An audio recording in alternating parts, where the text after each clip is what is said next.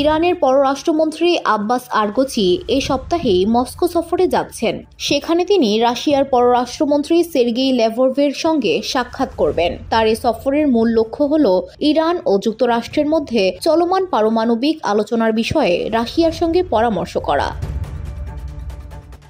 সোমবার তেহরানে দেশটির পররাষ্ট্র মন্ত্রণালয়ের মুখপাত্র এসমাইল বাগাই সাংবাদিকদের এই তথ্য জানান। তিনি বলেন, এই সফর পূর্ব পরিকল্পিত হলেও আলোচনায় যুক্তরাষ্ট্রের সঙ্গে চলমান পরমাণু ইস্যু নিয়েও আলোচনা হবে। খবর আল জাজিরার।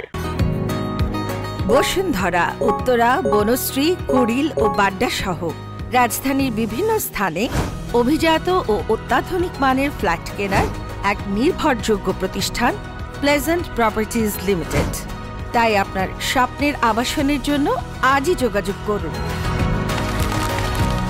Pleasant properties limited, where destiny matches eventually। এর আগে গত শুক্রবার ওমানের মধ্যস্থতায় যুক্তরাষ্ট্র ও ইরানের মধ্যে একটি প্রাথমিক বৈঠক অনুষ্ঠিত হবে। এই বৈঠকে হওয়া আলোচনাকে দুই পক্ষই গঠনমূলক ও ইতিবাচক বলে উল্লেখ করেছে। এখন উভয় পক্ষ আগামী শনিবার আবার বসতে সম্মত হয়েছে। তবে ইতালির রাজধানী রোম আসন্ন এই বৈঠকের সম্ভাব্য ভেন্যু হতে পারে বলেও জানা গেছে। ইরান জোর দিয়ে বলেছে, আলোচনা কেবল পারমাণবিক কার্যক্রম ও নিষেধাজ্ঞা প্রত্যাহারের উপর সীমাবদ্ধ থাকবে। তারা অন্য কোনো বিষয়ে যুক্তরাষ্ট্রের সঙ্গে আলোচনা করবে না। এদিকে যুক্তরাষ্ট্র ও তার মিত্ররা ইরানের পারমাণবিক কর্মসূচিকে অস্ত্র তৈরির প্রচেষ্টা বলে অভিযুক্ত করে আসছে। যদিও তেহরান বরাবরই তাদের এই অভিযোগ অস্বীকার ও দাবি করে আসছে যে এটি শুধু শান্তিপূর্ণ, বেসামরিক উদ্দেশ্যেই ব্যবহৃত হচ্ছে। অন্যদিকে রাশিয়া 2015 সালের পরমাণু চুক্তির অন্যতম স্বাক্ষরকারী ছিল। দেশটি আবারও এই ইস্যুতে আলোচনায় গুরুত্বপূর্ণ ভূমিকা রাখতে চাইছে।